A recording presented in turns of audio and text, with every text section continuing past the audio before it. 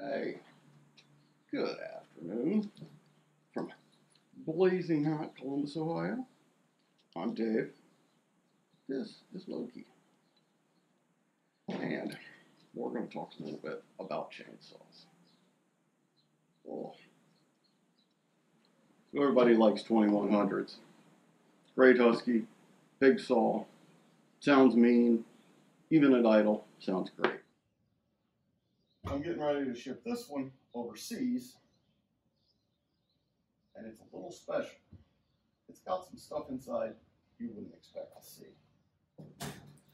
This saw was built by Benny Whitfield as a stock appearing race saw. I'm really only into fast saws. The only stock saws I own are maybe some shelf queens that have never been run. This saw was run in contests where it had to appear stock in every way except you were allowed to make one hole of a certain size in the muffler. That's our size. Not much of a muffler knot. Before I show you what's inside, just want to point out, I called Benny Whitfield. Had a nice conversation with him. I would never show the porting or the inside, a race saw, or even a work saw for that matter, without the permission of the builder. I know a lot of people say, I bought the saw, I can do whatever I want with it.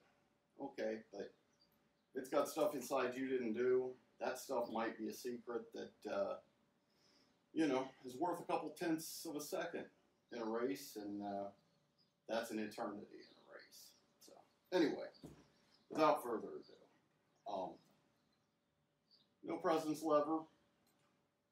Zip tie is simply there to hold the throttle wide open.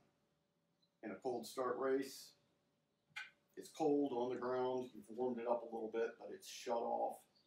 And as soon as you pull the pull start, you want it wide open throttle. There's no idling in racing. All right, so it's got a choke. It's got an air filter. Both of those are requirements in this kind of racing, which is not very popular anymore. The choke does move the choke. However, there is kind of a little secret here. I'll try and show you on camera. The choke is there, but looking down in here, wiggle, wiggle, wiggle, the bottom of the intake is not there. So the fact that this stock air filter is on top doesn't mean diddly shit.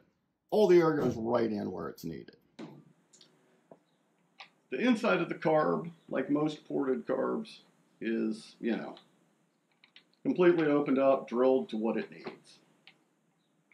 Clearly I've got this partially assembled to make this easy to show you. All right, next, we're going to pop off the piston and cylinder.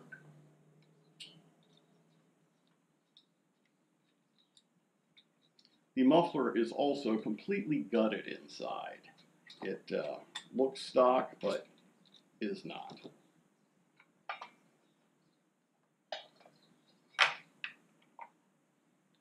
All right. I don't know if any of the cameras can see up here. On the intake side, right above the intake, boost ports, I've been told. Keep in mind, I've never ported a saw. I own a degree wheel, but I've never put one on a saw and wouldn't know what those numbers meant even if I did. However, when we look at our piston, oh, she's got a dome on it. Oh, she's got a dome on it. Not only a dome, but a dome with ramps on either side. And on the intake side, we've got a pair of crazy looking holes that line up exactly with the finger ports as far as width. This piston runs single top ring. The bottom ring is, you know, can't be used because of the boost ports in the piston. The windows, as you can see here, are huge.